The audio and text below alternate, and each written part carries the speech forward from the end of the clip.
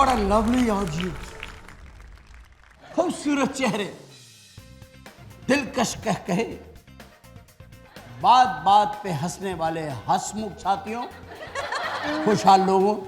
शरीफ show का मकसद यही है कि ऐसे लोगों को बुलाना चाहिए जो या तो शराफत के बारे में बताएं या शराफत से बताएं या शरीफाना तरीके अपनाने की तरकीबें बताएं, या जिन्होंने अपनी ज़िंदगी शराफत से गुजारी हो, दबंग तरीके से गुजारी हो।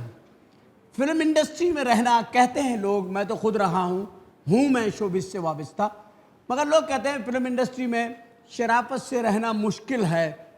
हालांकि फिल्म इंडस्ट्री में बाबरा शरीफ भी हैं, फिर भी लोग कहते हैं वहाँ शराफत नहीं है। मगर मैं कहता हूँ ऐसी बात नहीं है, वहाँ पर हैं। शरीफ नैयर डायरेक्टर रहे वहाँ, हैं उमर शरीफ वहाँ काम करते रहे, ठीक है। और सबसे बड़ी बात है कि हमारा मुल्क जो है ना, अल्हम्दुलिल्लाह एक शरीफ मुल्क है। हम किसी को धोखा नहीं देते दुनिया में, अपने आप को ही धोखा देते रहते हैं, अपने लोगों को। हमारे लोग इतने शरीफ हैं, शराफत से बसों का धुआं खाते हैं, नौकरी के धक्के खाते हैं, तालीम हासिल करके डिग्री लेके भागते फिरते हैं शराफत से। और अगर कोई किसी से यहाँ टेलीफोन भी छीनता है तो शराफत के, एक्सक्यूज़ मी भाई, ये फ़ोन मुझे दे दीजिए, नहीं, वरना मेरे पास पिस्टल है। तो आदमी कहता नहीं भाई, आपने शराफत से मांगी, आप शराफत से ले। तो यहाँ हर चीज़ जो है वो शराफत के दायरे में रह के की जाती है। पाकिस्तान ऐसा मुल्क है, यहाँ पे कोई जिद्दोजहद नहीं है। यहाँ पर लोग शराफत से महंगाई को बर्दाश्त कर रहे हैं, शराफत से हर किस्म के क्राइम को बर्दाश्त कर रहे हैं। मगर शराफत में एक वक्त ऐसा आता है जब आदमी कहने पे मजबूर हो जाता है, और हम इस शो में ऐसे ही शुरफा को लाते हैं जो शराफत करते करते थक जाते हैं।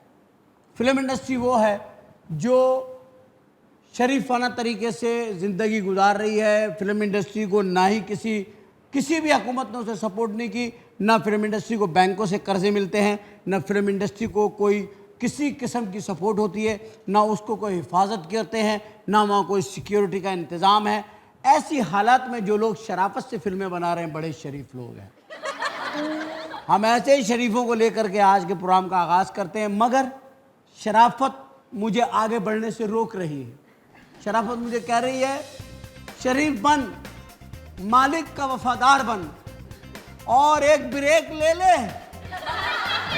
लेते हैं कमर्शियल ब्रेक, शराफत से वापस आते हैं। आप भी शराफत से अपनी जगह बैठे रहिएगा।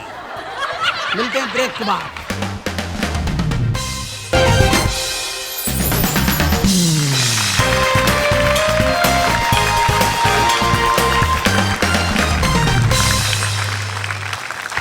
Welcome back. अब हम आ गए वहाँ जहाँ हम बुलाएंगे अपने मेहमान को। और हमारी मेहमान एक इतनी हौसले वाली खातून मैंने बहुत कम देखी।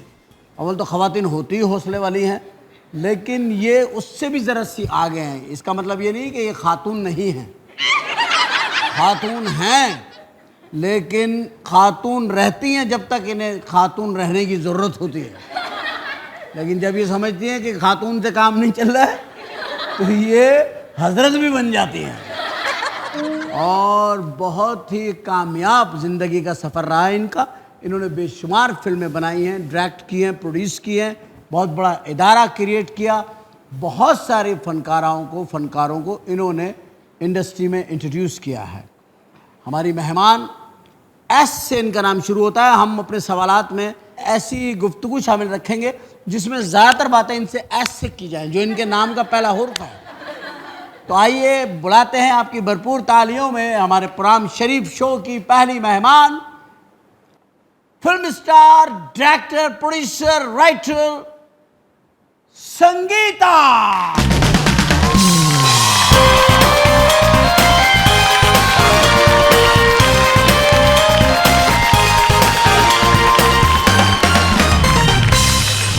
अस्सलाम वालेकुम। वालेकुम अस्सलाम।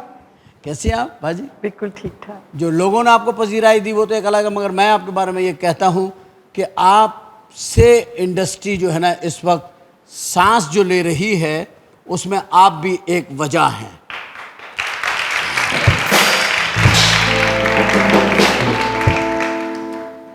एस आपका पहला लफ्ज है, वैसे तो आपका ओरिजिनल नेम है परवीन। जी। पी पी परवीन, नहीं, उसमें भी पी एस है। सैयदा परवीन रिजवी। रिजवी। तो एस आपका है जिंदगी का, है ना? जी। स्कूल स्कूल स्कूलिंग कहाँ से शुरू करी आपने? स्कूल आपने कहाँ से? ये नाज़िमाबाद, कराची, हुसैनी अपने स्कूल। कराची? अपना कराची। तो आपने यहाँ से स्कूलिंग की? जी हाँ। बहुत एस पे फिर आते हैं सुपरस्टार बनने के लिए, जो आप स्टूडियो गई एस से, तो कौन सी सट पे गई पहले? सबसे पहले मेरी फिल्म थी कंगन। कंगन? कंगन ये जो हाथ में पहनते हैं? जी बिल्कुल, कंगन। उस वक्त आपकी उम्र कितनी थी? 12.5 साल। ये क्या बच्चों पे फिल्म बन रही थी? असल में मतलब हमारे दौर में ना जो हीरोइंस आती थी बहुत छोटी 12.5 साल उम्र, की आई थी? नहीं मतलब 13, 14, 15, लेकिन मेरी हाइट इतनी थी कि मैं 15-16 की लगती थी। तो आपके सामने जो हीरो होगा वो तो 40-35 से कम का नहीं होगा उस जमाने में। रहमान साहब थे उसमें। रहमान, अल्लाह रहम करे भाई, इंसानों से पहले के हीरो थे वो तो। उन्होंने मुझे देखते कहा बेबी मेरी फिल्म की हीरोइन है। बेबी? बेबी हीरोइन है? मतलब उन्होंने जब मुझे देखा, मैं स्कूल से आई थी, बस्ता टंगा हुआ, ओए दो ओए, चुटियां दो चुटियां बंधी हुई, हाथ में इमली। नहीं इमली नहीं, स्कूल के बाहर जो मिलती है करती है। ये स्कूल में तो बहुत उस जमाने में होता था ना, बहुत इमली वाला बड़ा पॉपुलर होता था स्कूलों में। तो ये जो आप इतनी छोटी उम्र में आ गई, तो एजुकेशन कैसे जारी? स्टूडियो में ट्यूशन उस लेती वक्त थी? नहीं, उस वक्त 7th क्लास में थी जब मैं आई। फिर तो आहिस्ता आहिस्ता पढ़ा फिर आहिस्ता आहिस्ता प्राइवेट तौर पे पढ़ा। पढ़ती रही? जी पढ़ती। माशाल्लाह। अच्छा, उसके बाद जब आप पहले रहमान, जब आप रहमान के साथ से स्टार्ट लिया आपने, इतने वो फिल्म में नजर आती थी एज डिफरेंस जितना वो था, जाहिर है, वो अब 12.5 और अब मेरा फेस बिल्कुल 62.5 बच्चों वाला मिल गया। बिल्कुल बच्चों वाला बेबी फेस है। बेबी फेस आपका अभी भी बेबी फेस है। हालांकि उन्होंने मुझे साड़ी पहनाई, पहली दफा जिंदगी में साड़ी पहनी। साड़ी 12.5 साल की साड़ी तो गिर पड़ूं। वो जाहिर है, साड़ी तो साड़ी के लिए एक चाल चलन चाहिए, बड़ा मुश्किल। 12.5 साल में तो आ ही नहीं सकता सवाल ही। वो तो बाद में आता है यूं पकड़ के पल्लू, और ये साड़ी में तो पल्लू भी पकड़ना पड़ता है ना, जैसे गरारा दुल्हन पहनती है, पकड़ती 2 बहनें हैं। और अगर उसकी 2 बहनें ना हो, मतलब पहले कॉन्सेप्ट जो होता था बिल्कुल छोटी लड़की को लेकर आना हीरोइन। हाँ। मगर ये तो बाद में तो बड़ी बड़ी आई है। बाद में बड़ी बड़ी आई, वो बड़ी आई है बड़ी बड़ी, और अब बड़ी नहीं हो रही।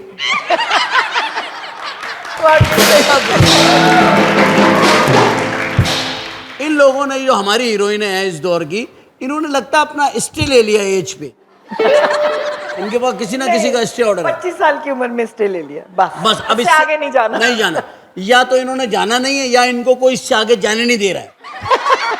कोई कह रहा है 26 को ही तो छोड़ दूंगा, तो ये 25 पर ही है। 25 पर ही है जी। एक फिल्म थी आपकी जिसमें आप मोहम्मद अली भाई के साथ आई।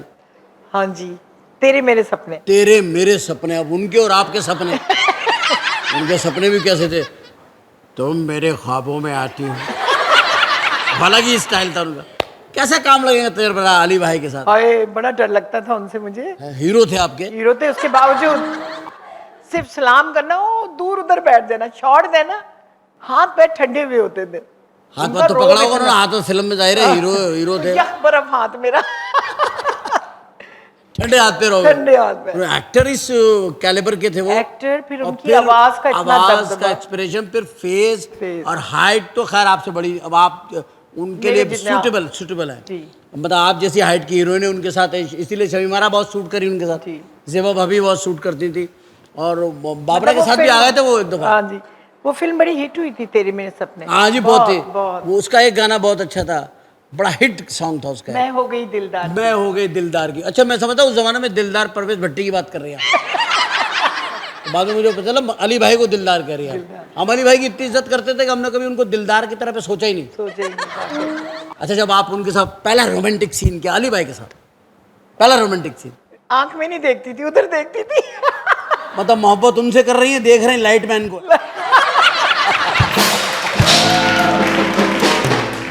मतलब रिस्पेक्ट इतनी हाँ नहीं, नो डाउट के वो इसी काबिल थे, नो डाउट के वो इसी काबिल थे। गुलाम मोहिउद्दीन के साथ भी आई जी, गुल्लू के साथ भी आई मैं, नदीम साहब के साथ भी। नदीम, वहीद मुराद। वहीद मुराद का एक्सपीरियंस बताए कैसा? वो बहुत ही रोमांटिक आदमी, बहुत रोमांटिक थे। ब्रेक में भी रोमांटिक रहते थे। ये जो अच्छा, खाने वाने का वक्फा होता है, पता नहीं क्या वो शुरू से वही साहब ना मुझे एक बच्चों की तरह से ट्रीट करते, जैसे बच्ची है। कोई ऐसा था जो आपको बड़ा समझता था? जो मेरे एज के थे वो बड़ा मतलब समझते थे, लेकिन अदरवाइज सब बच्चों की तरह ही ट्रीट करते थे। फिर तो रोमांटिक सीन बनता ही नहीं होगा जब वो बच्चा ही समझ रहा है। बस इस तरह के सीन थे, बस कोई इतना खास। तभी मेरा पेयर कभी नहीं बना। आप रंगीले के साथ भी आई? रंगीले के साथ भी, बहुत रंगीला साहब के साथ आपने पिक्चर की है, बहुत फिल्में की। मुनव्वर साहब के साथ भी आपने की। मुनव्वर ज़रीफ। अब मुझे बताइए, मैं मुनव्वर साहब के, रंगीला साहब के बारे में बड़ा वो टची रहता हूँ, क्योंकि वो हम सेम फील्ड के लोग हैं। तो मैं समझ कि रंगीला साहब के साथ आपका एक्सपीरियंस कैसा रहा है एज ए हीरो? हंसी बर्दाश्त कर पाती थी जब? बड़ा मुश्किल होता था, क्योंकि वो तो हीरोइन का दुपट्टा खा जाते थे। मैंने कई फिल्मों में देखा खाया। और ओरिजिनल जिंदगी में वो इतने अच्छे इंसान थे कि मैं बता नहीं सकती। बड़ी और अच्छा कॉमेडी वो खुद नहीं करते थे, खुद ब खुद हो जाती उनसे हो जाती थी। थी। मैंने उनके साथ फिल्म की थी ना, आपकी फिल्म मेरी, जिसमें मैंने कहा था उनसे कि मैं आपकी बहुत इज्जत करता हूँ क्योंकि आप पे बैठ के इंसानों ने बहुत जंगें जीती हैं। हाँ। तो उनको उस वक्त समझ नहीं आई मैं क्या कह रहा हूँ। बाद में मुझे कहने लगे तुमको क्या समझ, ओ मैं फिल्म देखने गया, अड्डा बड़ा लाफ्टर आया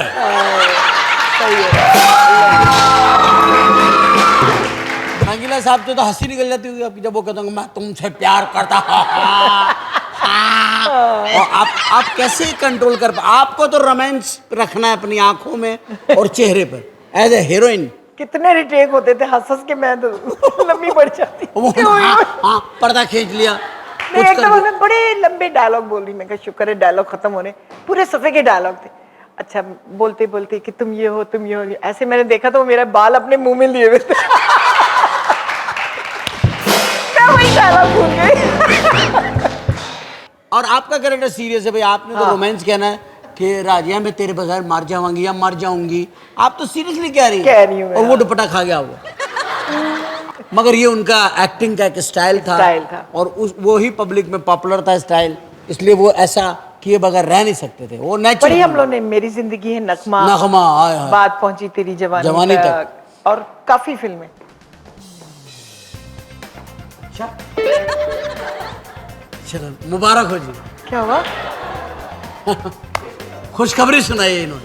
अच्छा, उन्होंने मेरे कान में कहा है कौतुक हम लेंगे छोटा सा ब्रेक, आते हैं ब्रेक से वापस।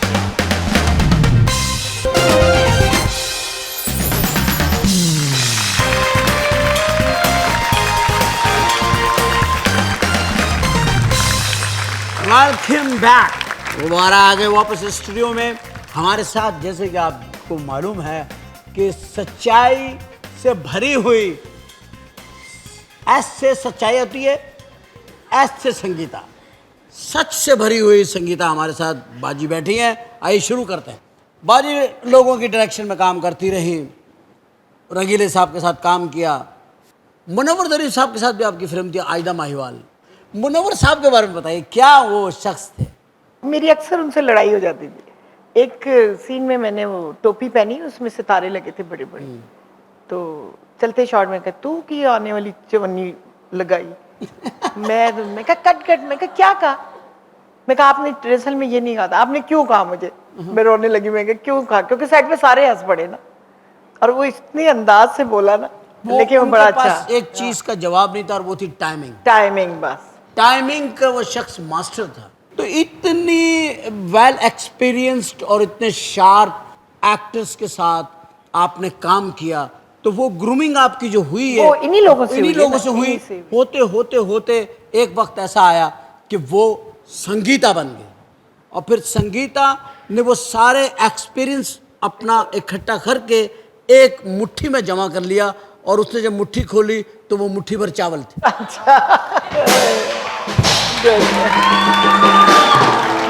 अच्छा मुझे बताइए कि खिलौना, निकाह, ये वो सब्जेक्ट थे, मुट्ठी भर चावल, नाम मेरा बदनाम, नाम मेरा बदनाम, बहुत अच्छी फिल्म, बहुत अच्छी फिल्म।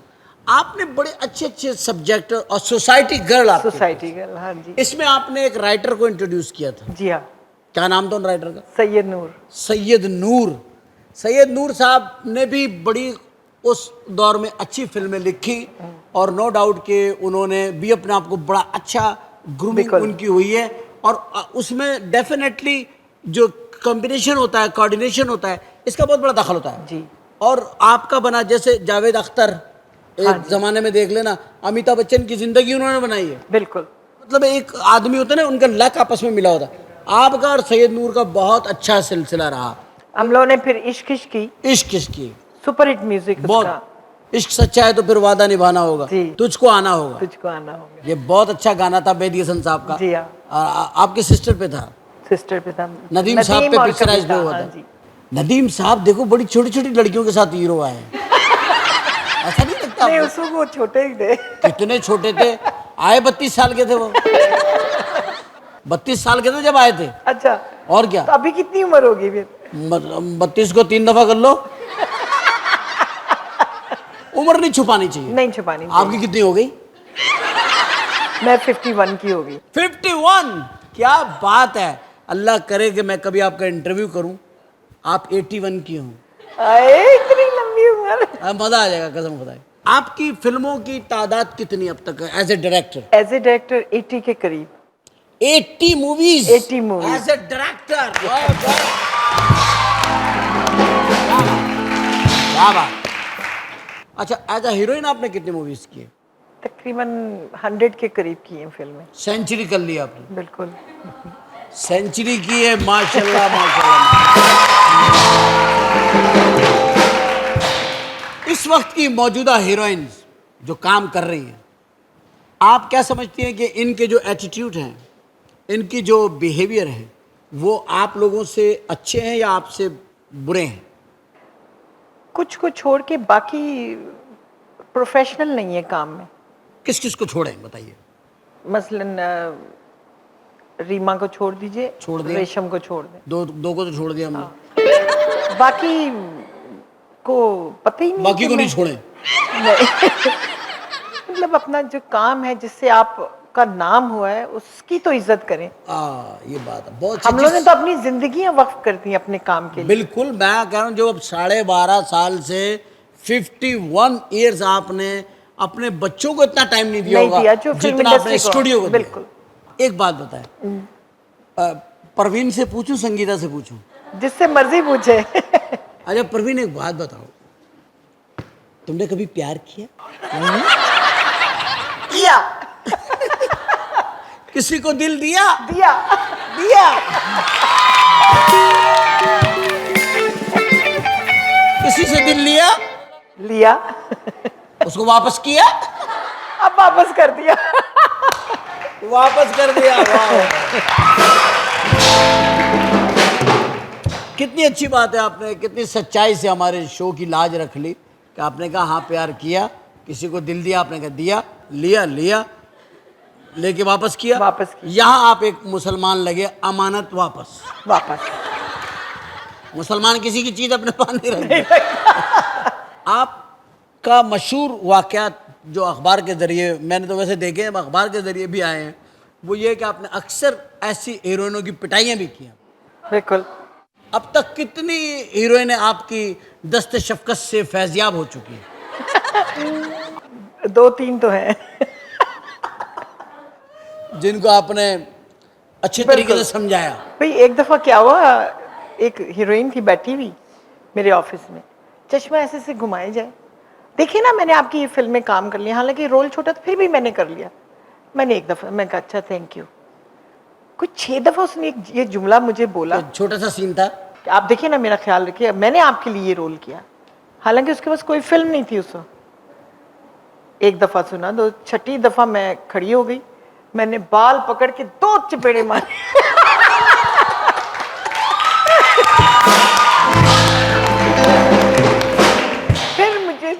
तो बचाने वाला ही चाहिए फिर तो कोई फिर ऐसा मारती मारती मैं बाहर ले गई, बाहर भी कमरे नहीं से बाहर ले गई मैं, फ्लोर से मैं कहा, बाहर? निकल यहाँ से। मतलब मारा उसको हाँ। और आपने, आपको चाहिए था आप उसका वो सीन निकाल के दे दी, पकड़ अपना सीन। निकल बाहर। अच्छा, एक तो इस तरह पिटी, दूसरी कैसे पिटी? जो चश्मा घुमा रही थी, ये तो उसका वाकया था। हाँ, दूसरी लेट आने में पिटी। लेट आ रही है बेचारी, कहीं थकी हुई होगी ना, तो रेस्ट से आ रही होंगी कहीं से। क्यों? क्या वजह क्या थी पता नहीं, एक दिन लेट हो गया, मना किया, दूसरे दिन भी लेट, कि भाई टाइम से आओ? टाइम से आओ। तीसरे दिन फिर जब ये किया, फिर मैंने शूटिंग वूटिंग बंद कर दी, तो कोई शूटिंग नहीं होगी। फिर मैंने खूब मारा उसे, शूटिंग बंद करके मारा? शूटिंग में कहा पैकअप, मैं कहा आ जाओ भैया, आ जाओ भैया पैक आप। अब ये काम मैं कहा, पैकअप तुम्हें हो एक गया? दफा कहा, तुम्हें 2 दफा कहा, तीसरी दफा माफी नहीं है बस। नहीं माफी। अब तुम पैकअप, शूटिंग भी पैकअप, अब आ जाओ जरा हाँ। रेसलिंग शुरू करें। गलत है ना? फैंस मिलते हैं आपको ना? हाँ, बहुत बहुत मिलते होंगे। बहुत खवातीन की तादाद ज्यादा होगी आपके फैन, बहुत खवातीन ज्यादा। जो ज्यादा देखती हैं आपको, आपके काम देखें जिन्होंने। कोई पागल किस्म के फैन कभी मिला है जिसको देख के आदमी दुआ कर रहा था कि या अल्लाह कोई मेरा फैन ही ना हो तो बेहतर है? नहीं, ऐसा कोई नहीं मिला? होते हैं इस तरह की काफी औरतें, ऐसे पकड़ लेंगी, ओए होए। पपियां करेंगी, और मुझे अजीब सा लग रहा होता है। मैं कहा अच्छा, हाँ, मैं कहा ठीक है ठीक है, लेकिन ये प्यार का अंदाज है उनका अपना। और अंदाज है, ये औरतें जी इस तरह से मिलती हैं, मोहब्बत और प्यार नहीं, से कई ऐसे एक्साइटेड हो जाती है ना, बिल्कुल देख के। छू छू के, संगीता! हाँ, छू छू के देखेंगी। हाँ, वो हाथ लगा के देखिए, संगीता, ओह गॉड। उम्र मतलब आर्टिस्टों को तो ऐसे ही होता है ना, कि ऐसे देखते तो पता नहीं कहते हाँ, क्या उनको चीज़ एकदम है। लगता पता नहीं क्या हो गया ये। हालांकि अपने घर में बच्चे नहीं देख रहे होते, बार बार बच्चे को आवाज देनी पड़ती है, बेटे बात सुनो, बेटे मेरे पास बैठो। वो कहते अभी कल तो बैठे थे आपके पास। नहीं, मेरी तो बेटियां हैं, वो तो बहुत प्यार करती हैं ना, वो दायरा आपकी बेटियां तो बहुत, बेटियां तो करती भी प्यार हैं, हाँ। बच्चे तो सभी प्यार करते हैं। मैं बता रहा हूँ कि हाँ। घर के अंदर तो वो कोई भी हो उसकी, हाँ, वो नहीं फैंस होता, तो नहीं होते ना, वो नहीं तो होते, औलाद होती, औलाद होती से। हम उनके फैन होते हैं। हाँ, अच्छा, बच्चों को लेके घूमी है कभी आप? बच्चों को कितना टाइम देती? बहुत टाइम देती। बच्चों को टाइम देती है, माशाल्लाह। अक्सर कभी आउटडोर शूटिंग हो तो मैं साथ ले बच्चों को जाती साथ ले जाती हैं। जी। आपने भी बच्चों की शादियां की माशाल्लाह, माशाल्लाह। और बहुत अच्छे घरानों में शादियां की उनकी, और उनकी बड़ी छोटी उम्र में शादियां जी करी हाँ, आपने। बिल्कुल। जो सबसे अच्छी मुझे बात लगती है आपकी वो ये है कि आपने बड़ी छोटी उम्र में उनकी शादियां करी, उनको शोबिज़ में भी नहीं लाए आप, और आपने उन्हें बहुत जल्द उनके घरों में रुखसत किया। जी। अब वो माशाल्लाह खुश हैं, अल्लाह का बहुत बड़ा माशाल्लाह एहसान। खुश है। नानी दादी बनी? नहीं, दादी तो हो ही नहीं सकती। हाँ, नानी बन गई, माशाल्लाह माशाल्लाह। शुक्र है खुदा का कि अल्लाह ने ये दिखाया।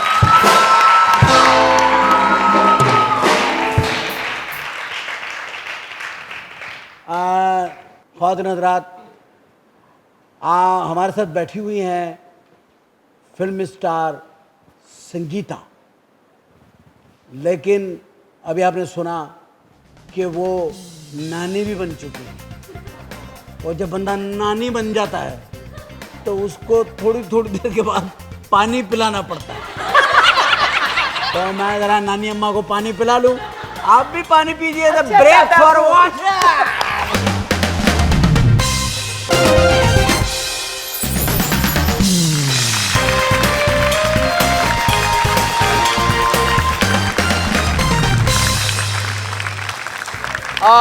ख़ातिन हज़रात, हम ब्रेक से वापस आए हैं और आपके लिए लेकर आए एक और शख्सियत जो सच बोलती है और आहिस्ता आहिस्ता आपके सामने कुछ पर्दे खोलती है। शोबिज़ में सच बोलना बहुत मुश्किल होता है, क्योंकि ये शरीफ शो है, इसलिए हम सच बुलवाएंगे और बोलेंगे भी। जो शख्सियत मेरे साथ इस वक्त मौजूद हैं, उनका ताल्लुक़ शोबिज़ से है, लेकिन उनका ताल्लुक़ टीवी के मीडिया से है, फिल्म मीडिया से भी है, लेकिन वो क्या क्या किस किस मीडिया में रहे, क्या क्या किया, मैं समझता हूँ आपके सामने बात होना बहुत ज़रूरी है। और वो भी इतने ही खुले हुए हैं कि उन्हें कई बार बंद कराना पड़ा है। आपकी भरपूर तालियां मोहतरम फ़हीम बरने।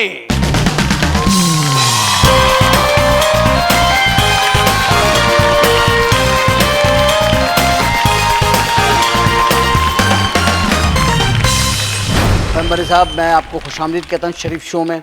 आपको एक शरीफ आदमी समझा, क्योंकि हमने जब ये शो शुरू किया शरीफों की एक लिस्ट बनाई कि यार कौन कौन शरीफ हैं, उन पर रिसर्च कराई। तो रिसर्च में जो शरीफ थे उसमें तो कुछ शरीफ नहीं निकले, और जिन्हें हम शरीफ नहीं समझ रहे थे वो शरीफ निकल आए।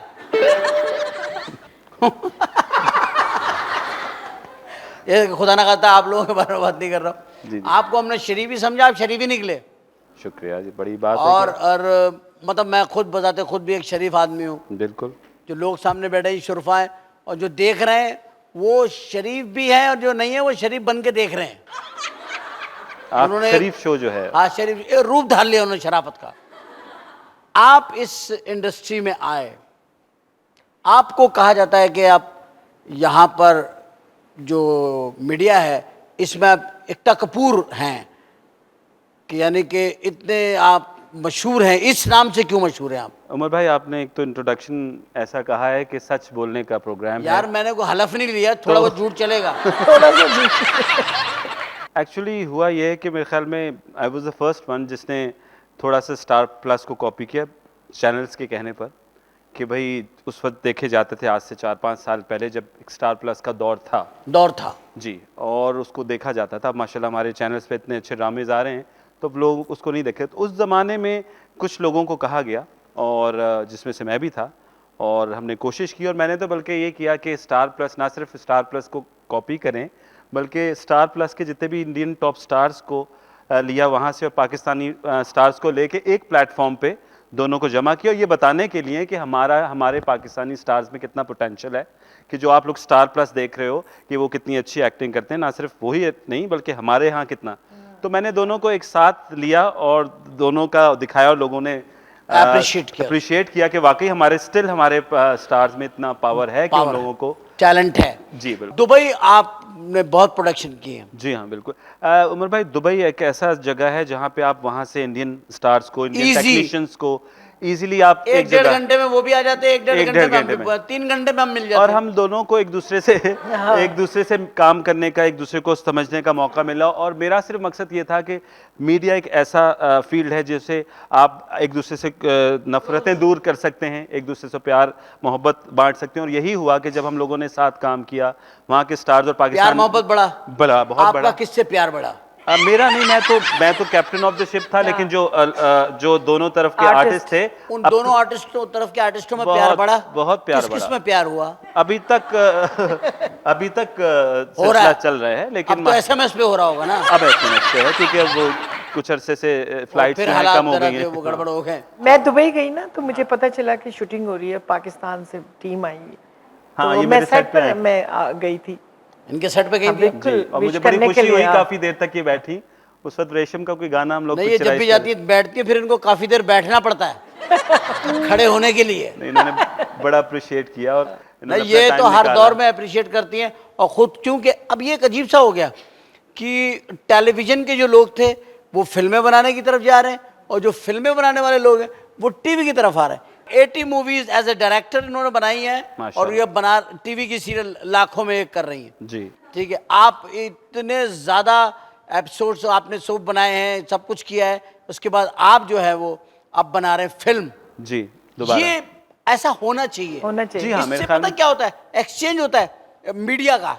और मेरे ख्याल में उमर भाई हमारी ज़रूरत है इस वक्त इंडस्ट्री की। मुझे अफसोस इस बात पे होता है कि चंद लोग, अब जैसे इंडिया से मूवीज़, ये वही वाली बात है कि जैसे हमने स्टार प्लस के लोगों को किया और दिखाया कि हमारे यहाँ कितना पोटेंशियल है, तो मैं समझता हूँ कि हमें अंधों में कान्हा राजा नहीं होना चाहिए। हमें मूवीज़ वहाँ की अप्रिशिएट करनी चाहिए, देखनी चाहिए, ताकि सिनी गोअर्स जो सिनेमा घरों में रूठे हुए सिनेमा बीन हैं वो वापस लाएं। बिल्कुल। और उनकी मूवीज़ के साथ साथ फिर हम अपनी मूवीज़ भी लगाएं। प्रॉब्लम क्या हो रहा है फहीम जी, कि प्रॉब्लम ये हो रहा है कि उनकी फिल्में पब्लिक नहीं ला पा रही सिनेमा में। अमिताभ बच्चन की पिक्चर में 26 आदमी बैठे हुए थे। बिल्कुल।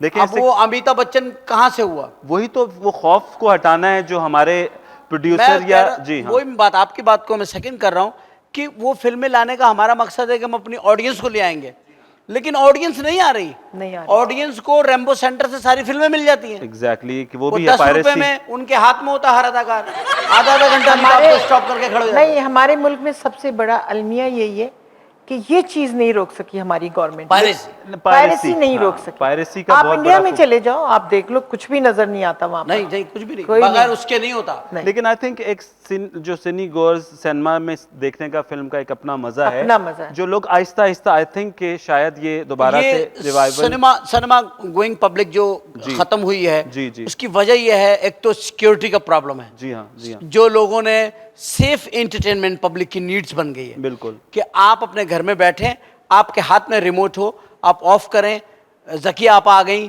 तो फिल्म 1 घंटे बाद फिर देख लेंगे। जी हाँ, सिराज भाई आ गए, फिल्म बंद कर दो, खाना खा के देखेंगे। ये एक जो फैसिलिटी मिल गई है ना, जी हाँ, इसने बड़ा बेड़ा गर्क कर दिया है। बिल्कुल सही कहा। और हमारी फिल्म जो है वो, अब आप शाहरुख खान की फिल्म देख लें, अमिताभ की फिल्म देख लें, सलमान खान की फिल्म देख लें, ये सब की फिल्में यहाँ लगी हैं जी हाँ, और सब पिटी हैं फिल्में। जी हाँ, किसी फिल्म ने यहाँ पे ताबड़तोड़ बिजनेस नहीं नहीं किया है। किया। इसका मतलब यह है कि सिनेमा की ऑडियंस ही खत्म हो गई है। बिल्कुल।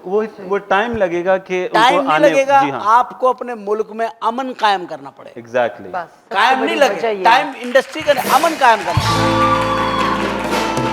आपकी फिल्म के नाकामी की क्या वजह थी? मेरी फिल्म की इसका डायरेक्टर बहुत वीक था, क्योंकि मेरा वो फर्स्ट प्रोजेक्ट कौन था डायरेक्टर? मैं खुद था। आप ही थे? अरे आप तो इतने समझदार आदमी, आप कैसे मैं वीक देखे हैं? मेरी फिल्म इंडस्ट्री की, मैंने टीवी से जंप करके जब फिल्म उसमें आया तो मैंने किसी से सीखा नहीं, मैंने तो अपनी शौक और लगन से एक फिल्म बनाई कि मैं कोशिश करता हूँ, लेकिन उसमें बहुत सारे फ्लॉजेस थे स्टोरी में, स्क्रिप्ट में, और फिल्म का फ्लॉप होने का मसला है वो सारा क्रेडिट डायरेक्टर का होता है। हिट हो जाए तो सब हैं, हिट हो जाए तो नहीं, हिट हो नहीं जाए सब तो हैं। जी। सबसे बड़ा प्रोड्यूसर आगे निकलता है। भजन मैंने बनाई है, आपके जी। भाई ने नहीं, आई थिंक ये फिल्म जो है वो डायरेक्टर्स बेबी है। हाँ। कोई भी उसका अगर वो क्रेडिट है, जाता लेकिन हिट होने के बाद मेकअप मैन, ड्रेस वाला तक इसका क्रेडिट लेता है। जी, वो तो हीर रांझा जब बनी थी, उसका मेकअप मैन आज तक कहता है कि जी हीर मैंने बनाई थी। आप देखे वो जो छोटा मुनव्वर मेकअप मैन है उसका, हाँ। वो कहता जी आज हीर मैंने बनाई थी, और जो डायरेक्टर है वो कहता मैंने बनाई थी। अब वो तो समझने वालों पे है कि वो किसको वो देते हैं, लेकिन जो भी है मेरे ख्याल में तो वो जो फिल्म आपका सबसे वीक पॉइंट क्या था पिक्चर का? जो आप समझते स्टोरी, हैं। द स्क्रिप्ट, कंटेंट जो किसने था लिखा बहुत था? वीक था। किसने लिखा था? माई सेल्फ, मैंने। सारा काम आपने किया था, डायरेक्टर भी आप थे, राइटर भी आप थे, फाइनेंसर भी आप थे। जी, और मेरे पार्टनर थे अफजल, जो हम दोनों शुरू से काम कर रहे हैं, तो उन्होंने प्रोड्यूस किया था और मैंने डायरेक्ट किया था। बट द थिंग इज कि मैं इसको बड़ी फखरिया कहता हूँ कि मैंने कोशिश की, जंप जी, मारी, मारी। मैंने उसको लिखा और एक देखा, आपने जब effort- स्क्रीन पे चली तो इसका क्रेडिट मैं जरूर लूंगा कि मैंने एटलीस्ट एफर्ट की, और अच्छी बनना या बुरी बनना हाँ। वो बात की बात है। अप्रिशिएट करने वाला। इंडस्ट्री का कितना ताउन रहा आपके साथ, कि आपको कैसा वेलकम मिला वहां से? मुझे फिल्म इंडस्ट्री से भी काफ़ी सपोर्ट किया, जैसे सज्जाद गुल साहब हैं और जितने भी दूसरे टीवी फिल्म के लोग हैं। इनफैक्ट बल्कि मैंने सबसे, जब प्रीमियर हुआ था, सबसे मैंने इनवाइट किया सबको, और सबने बहुत दिल से आए और सबने अप्रिशिएट किया कि आपने फिल्म बनाई है और अल्लाह करे कि ये कामयाब हो। और इंशाल्लाह अभी भी मैं उमर भाई लगा हुआ हूँ कि जो अभी मुझे मेरी नहीं जो इनवाइट किया था। आप बाहर थी, मैंने आपको कॉल किया आप था, आप बाहर थी, वरना ये आपको अंदर करवा नहीं दें। नहीं नहीं, आपसे मेरी टेलीफोन पे बात हुई थी, टेलीफोन पे, हाँ। आप टेकिंग अ फ्लाइट कि आप कहीं जा रही हैं अमेरिका। आप अमेरिका भी चली जाती हैं। उन दिनों ये बुश के लिए फिल्म बना रही थी जी। बड़ी कॉमेडी फिल्म थी, बुश के लिए बना रही थी, हुश। तो आप ख़वातीन हज़रात, फ़हीम बरनी हमारे पास मौजूद हैं, अमानतन आए हैं ये, और संगीता बाजी मौजूद है, अमानतन हमारे पास मौजूद है थोड़ी देर के लिए। और यहाँ पर हम जिस तरह फ़हीम बरनी फिल्म इंडस्ट्री के लिए एफर्ट करके फिल्म बनाने आए, हमदर्दी रखते हैं, मैं भी अपने चैनल के लिए हमदर्दी रखता हूँ, और मेरा चैनल मुझे पुकार पुकार के कह रहा है ब्रेक लो, कमर्शियल चलाने हैं। तो लेते हैं एक ब्रेक और आते हैं वापस, करते हैं दोबारा इन्हीं से फिर गुफ्तगू का आगाज।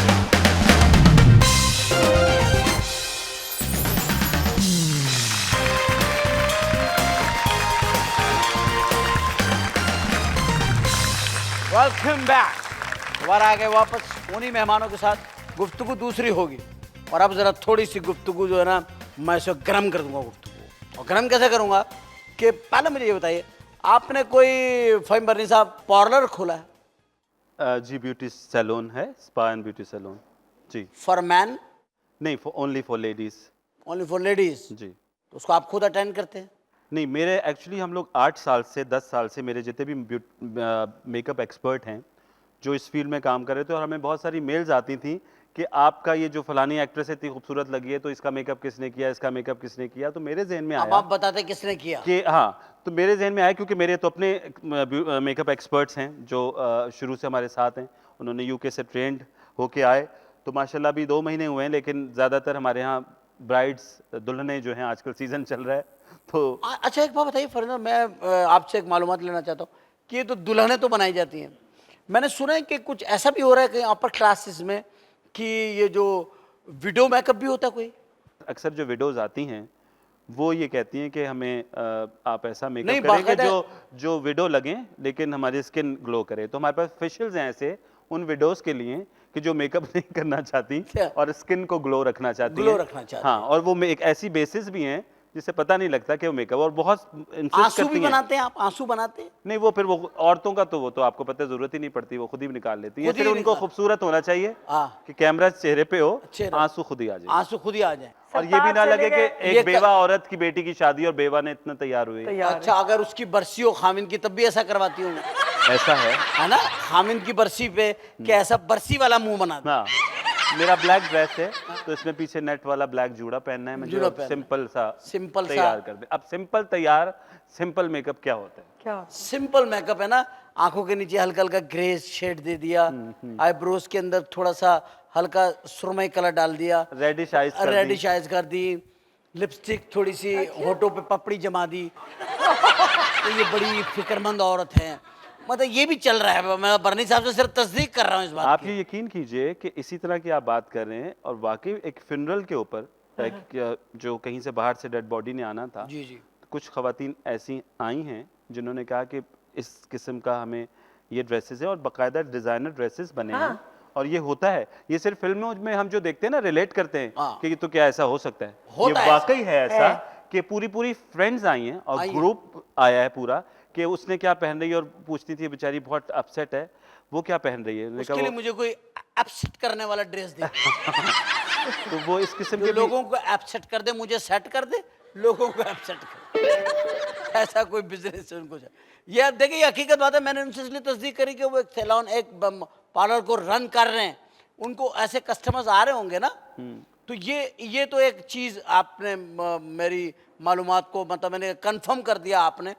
अच्छा ये बताइए सर कि एक आपकी सीरियल है कि वो क्या, सदा सुहागन, क्या है? सदा सुहागन। सदा सुहागन। अक्सर बड़ी बुजुर्ग माएँ जो अपनी बच्चियों को दुआ देती हैं कि सदा सुहागन रहो, रहो, रहो, जबरदस्ती सदा सुहागन रहो, जबरदस्ती रहो, ना चाहते हुए भी रहो, ना चाहते हुए भी रहो, और ये नहीं कहती कि भाई इसके साथ खुश रहो, या इसको साथ- खुश रखो। इसको खुश रखो।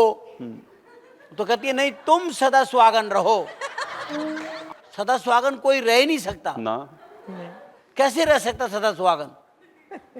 भाई कभी तो कभी वो मरेगा जिसे इतनी अजियत दे रहे हो, इतने बड़े बड़े बिल दे रहे हो और कह रहे हो सदा सुहागन रहे। अच्छा ये क्या बात हुई हाँ। कि उसको कह रहे हो कि वो देखें, औरत बोली- का कोई नहीं, हाँ। जो जुल्म करते हैं औरतों पे वो।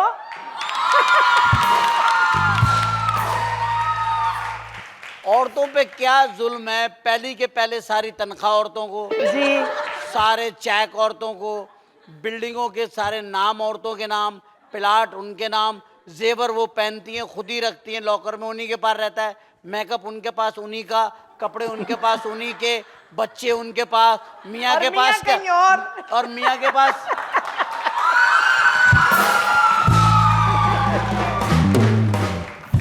मियाँ कहीं और इन्हीं बातों की वजह से जाता है। इतना तो हक है मियाँ का फिर। इतना आके जब वो इतना कुछ लाता है तो उसको कहीं जाना पड़ेगा। तो वहां जो जाएगा वहां पर भी इतना ही कुछ लाएगा ना। नहीं नहीं, ये टेंशनों से निकल के भाग। ओए आप मैरिड, टेंशन आप है। मैरिड हैं सर?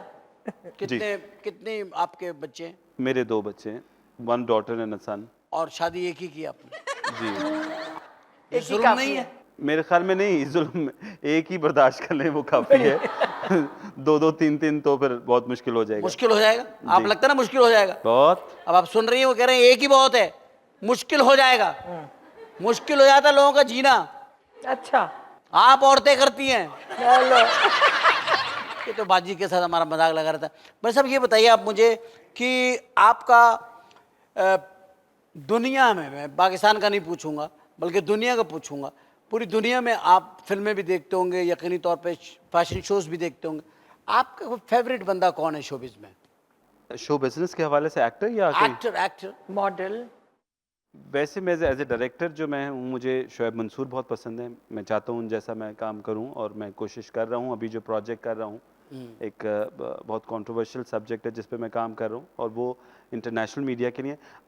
मैं अपने इस वक्त जो लगा हुआ, मैं पाकिस्तान का सॉफ्ट इमेज प्रेजेंट करना चाहता हूँ पूरी दुनिया में, कि जो पाकिस्तान का एक इमेज ख़राब हुआ है। बिल्कुल, एक तो सबसे बड़ी बात, आप अच्छी बात कर रहे जब हैं। बाहर आप किसी मुल्क में जाते हो, जब पूरी तरह हम लोगों को देखा जाता है, हम हर जगह शूटिंग कर रहे होते हैं, और जब हम इस दौरान, अब जो हमने इन पिछले सालों में जो शूटिंग बाहर के मुल्कों में, हम यूके भी गए, हम यूरोप भी गए, हर जगह शूट किया, लेकिन जो अफसोस होता है कि जब पाकिस्तान के नाम पे एमिग्रेशन से हमारी जो इंसल्ट शुरू हुआ, वहाँ से Exactly. शुरू। कि किस तरह हम लोगों को ट्रीट होते हैं, तो मैं वो चाहता हूं कि एटलीस्ट सच बताएं ना, कि लोग हमें क्यों टेररिस्ट कहते हैं। हम तो खुद विक्टिम्स हैं। हमारे मुल्क में हमारे यहाँ कितने लोग रोज मर रहे हैं, तो क्यों हमें देखा जाता है कि जब निकलते हैं तो वो कहते हैं एक टेररिस्ट आ रहा है, ये उसका टेररिस्ट कंट्री का है। तो मैं कोशिश ये कर रहा हूं कि किसी भी तरह कुछ अपने हमारी इस ड्यूटी है, इमेज को वो करें। बिल्कुल हमारे मीडिया में हम लोग हैं, हमारी ड्यूटी है कि हम अपने मुल्क के लिए, अपने लोगों के लिए अच्छा काम कर सकें। और मेरी कोशिश है कि जो मेरा अगला प्रोजेक्ट है उसमें थोड़ा सा मैं दे सकूं कि पाकिस्तान के हवाले से। Very nice.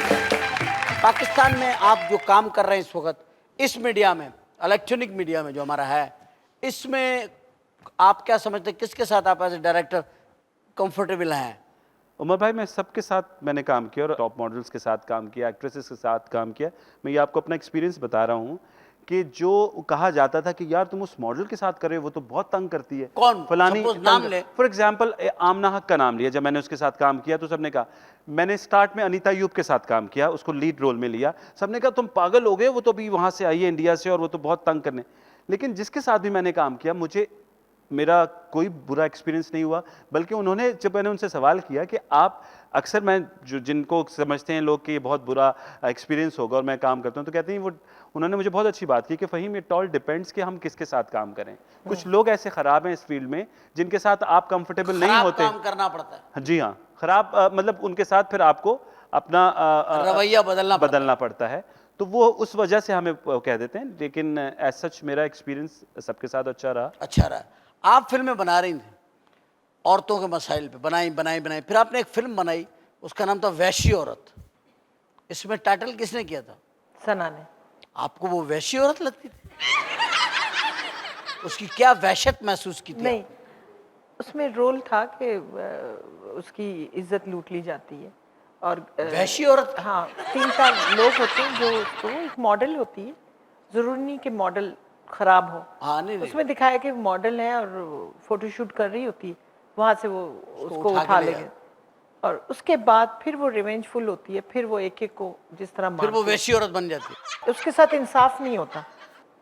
इंसाफ नहीं होता, तो फिर वो कानून अपने हाथ में लेती है और उन चारों का मर्डर करती है। अच्छा, कानून हाथ में कैसे लिया जाता है? जब कानून बात ना सुने तो। अच्छा, कानून बात ना सुने तो उसको हाथ में ले लो। मेरे ख्याल में हर औरत में हर इंसान में एक वैशी इंसान होता है और एक वैशी औरत होती है। यानी ये आप बात जो कर रहे हैं, इसके पीछे कोई एक्सपीरियंस है? बिल्कुल, कि हर इंसान, मैंने ये नहीं कहा ना सिर्फ औरत, बल्कि आदमी भी कभी कभार ऐसे वैशी हो जाते हैं। आदमी तो होते ही वैशी हैं। वहशत होती है आदमी में, क्योंकि इतना वो लोडेड है, ओवर लोडेड होता है ना, इतना कमिटेड होता है, ये वो फीसें, घर किराया, बिजली का बिल। सबसे ज्यादा आदमी बिजली के बिल पे कुड़ते हैं कि यार मैं तो बैठता ही नहीं एसी में, बिल कहाँ से आ रहा है।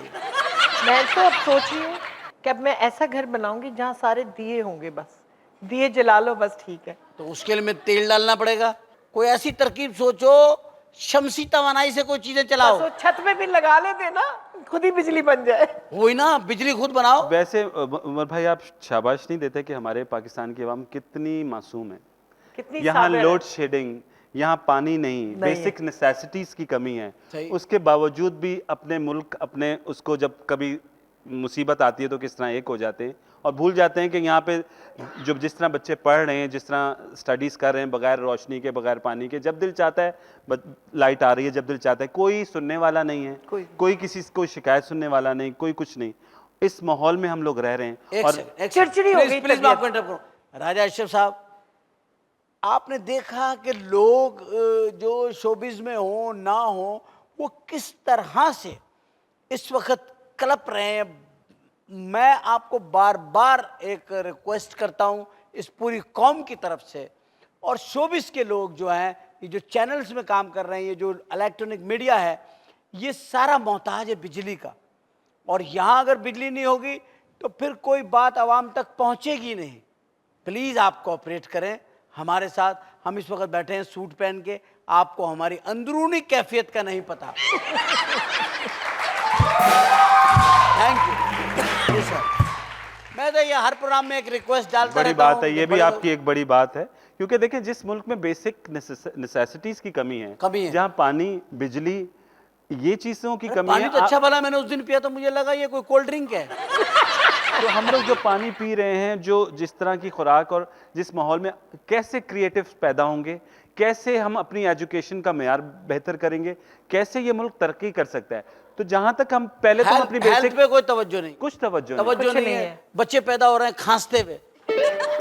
जो मैं एक डॉक्टर से पूछा, मैंने कहा जी ये बच्चा किसी का मुबारकबाद देने गए थे, कहने लगे जी ये बच्चे का पता नहीं क्या खांसता रहता है। खांसता हुआ पैदा हुआ, जो इस इन्फेक्शन के साथ पैदा हो रहा है, वो सोचिए आप बड़ा होगा तो वो मर्ज कितना पक्का हो चुका होगा। और मेरे ख्याल ऐसे चैनल्स का शुक्रिया अदा करना चाहिए जो इस किस्म के प्रोग्राम और इस किस्म के होस्ट को नहीं, जो आप खुशी एक देखें ना, आपकी मुरझाए हुए चेहरों पे अगर आप चंद लम्हों के लिए खुशी दे देते हैं, तो ये भी एक बहुत बड़ी एक खिदमत है। मैं तो अल्लाह का शुक्र अदा करता हूँ कि उसने मुझे हंसाने वालों में पैदा किया। रुलाने के लिए तो इतने महकमे बने हुए हैं जी, अल्लाह सारे महकमे रुल। अच्छा जी, आप क्या समझते हैं माइकल जैक्सन का मरना एक बहुत बड़ा नुकसान है? हम ये कह सकते हैं, क्योंकि देखें कुछ भी है, कोई भी। आपको गम हुआ उसके मरने का? बहुत अफसोस हुआ, बहुत अफसोस। क्या रिलेशन थी आपकी उसकी? एक क्रिएटिव की, एक किसी जैसे एक कोई भी आर्टिस्ट हो, उसके पर्सनल, उसकी सब चीजें अलग भुला के कि उसने दुनिया में एक नई चीज इंट्रोड्यूस की। He was creator. हाँ, he was creator. लेजेंड। मैं उसने सबसे बड़ी बात जो उसकी एंड के दिनों में थी, जो मुझे उसका दुख हुआ है, मुझे उसका दुख हुआ है कि वो अनाउंस नहीं कर सका कि मैंने इस्लाम को कबूल कर लिया। ये दुख है मुझे। मेरे ख्याल में सबसे पहले हमें इंसानियत को देखना चाहिए कि हम नो डाउट कि हमारा एक अंदर का मजहब का और उसकी बात है, लेकिन अगर हम इन चीजों को, मजहब को साइड पे रख के सिर्फ हम इंसानियत को देखें दुनिया भर में। वो अपने कुत्ते के लिए मेरा ख्याल है को 32 के 35 मिलियन डॉलर जो है वो उसके लिए छोड़ के गया। हमारे इंसान अपनी औलाद के लिए इतना पैसा छोड़ के नहीं जा सकता, वो बंदर के लिए छोड़ गया। उसके अंदर इंसानियत थी। हाँ अच्छा असल में इनकी अम्मी क्या जाना है तो याद करवाया कि अम्मी क्या जाना है, एक छोटा सा ब्रेक लेना पड़ेगा। तो वालदा का फोन आया, बहुत दिन रात इनकी अम्मी के बाद 2 मिनट में होके हम वापस आते हैं, लेना पड़ेगा लाजमी ब्रेक।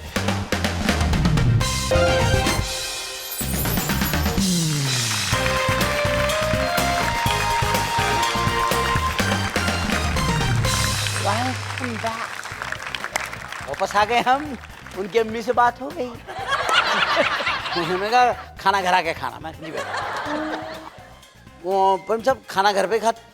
जी, ये मेरा शुरू से है कि मैं रात का खाना अपने घर पे किसी के घर पे? अपने घर पे खाते?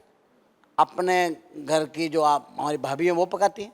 जी, अब तक तो मेरी वालदा हयात थी, पिछले 6-8 महीने हुए उनके इंतकाल हो गया। मैं उनके साथ खाता था, तो वो उन्होंने मुझे यूज टू किया, आदत डाल दी है कि मैं रात का खाना मैं अपने घर पे ही खाता हूँ। और मेरा दोपहर का कहाँ खाते हैं? दोपहर को मैं लंच नहीं करता। लंच नहीं करते? क्या करते हैं? बस रेस्ट करते हैं? नहीं, रेस्ट तो टाइम ही नहीं होता, रेस्ट का तो सुबह से आप लंच नहीं करते हैं तो क्या करते हैं? लंच जॉब और तो आते हैं, लंच हो जाता होगा, लंच ब्रेक हो गया, आप क्या करते हैं? आप ब्रेकफास्ट आपने कर लिया अच्छा खासा, तो फिर आपको जरूरत नहीं होती। मैं फिर काम में ही अपने मसरूफ, एडिटिंग हुआ या स्क्रिप्ट पढ़ लिया कुछ ना कुछ अपने काम में जो कुछ मेरा ना कुछ करते शौक, देखें आपका जो शौक अगर आपका पैशन जो है वो आपका प्रोफेशन बन जाए तो इससे बड़ी नेमत कोई नहीं कोई नहीं होती। तो मेरा जो ये शौक है मुझे इसमें से बहुत ग़िज़ा मिल जाती है जो मैं इसमें इन्वॉल्व रहता हूँ। खूबसूरत लड़कियां जो होती हैं वो आप बहुत कास्ट करते हैं, आप ब्यूटी पे बहुत ज्यादा वो करते हैं, बिलीव।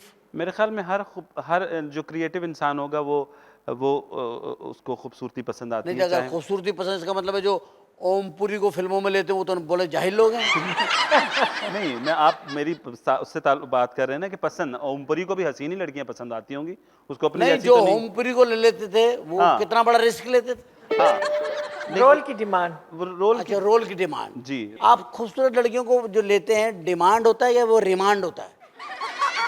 इट डिपेंड्स कि अगर वो तंग करती हैं तो रिमांड होता है और फिर अगर तंग नहीं करती हैं तो वो डिमांड उनकी पे होता डिमांड है। होती है। बिल्कुल डिमांड, और फिर उनकी फिर आगे भी डिमांड होती है। हमारे यहाँ जो आर्टिस्ट लड़कियां ये नहीं समझ पाती कि एक दफ़ा दिल से काम करेंगी, मेहनत हाँ। करेंगी तो डिमांड। आखिरी सवाल आपसे करूंगा सर जी। बहुत प्यार से बताइएगा और बड़ी मोहब्बत से जवाब दिएगा। मोहब्बत का सवाल है, जिंदगी में प्यार किया है?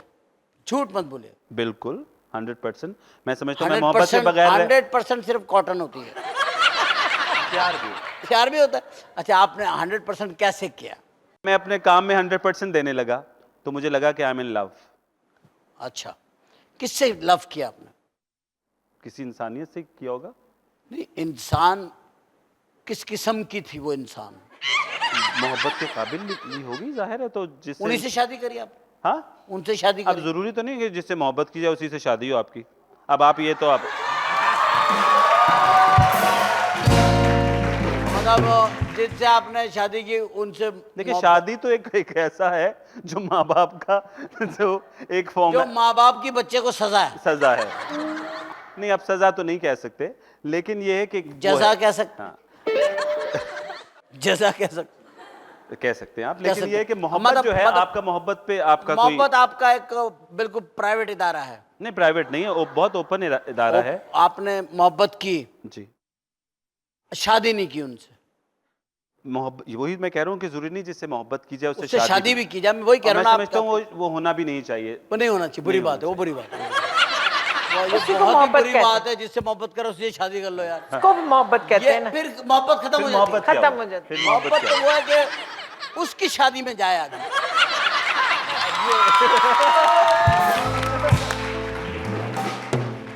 आपने कभी जिंदगी में जब मोहब्बत की, जब भी आपने मोहब्बत की, जब की थी मोहब्बत, आपने शादी की, जी, शादी की। तो ये फ़हीम बरनी साहब के हिसाब से तो आपने गलती की कि जिससे मोहब्बत करनी चाहिए उससे शादी नहीं करनी चाहिए। तो आप क्या कहते मैंने हैं? कर ली शादी। नहीं, आप क्या कहती हैं? आप डिसीजन वाज रॉन्ग और राइट? डिसीजन तो अच्छा था, तो मतलब 16 साल गुजारे भी इकट्ठे। तो फिर कहेंगे फिर रॉन्ग हो उसके बाद फिर तो 16 मिनट नहीं निकलते? नहीं, क्यों नहीं निकलती। लेकिन मतलब 16 साल के बाद फिर सेपरेशन हो गई, लेकिन स्टिल मैं उससे मोहब्बत करती हूँ।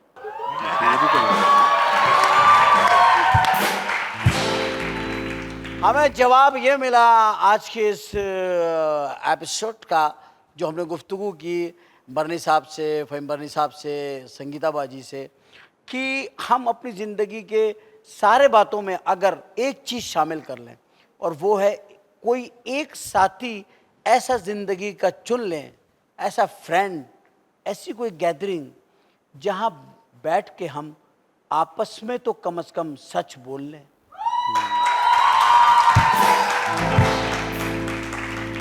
सच बोलते रहिए, सच सुनते रहिए, सच्चों के साथ रहिए, शराफत से रहिए, अपने अतराफ में शरीफाना माहौल बनाइए और शरीफ शो देखते रहिए। Thank you very much, Allah Hafiz and thank you very much.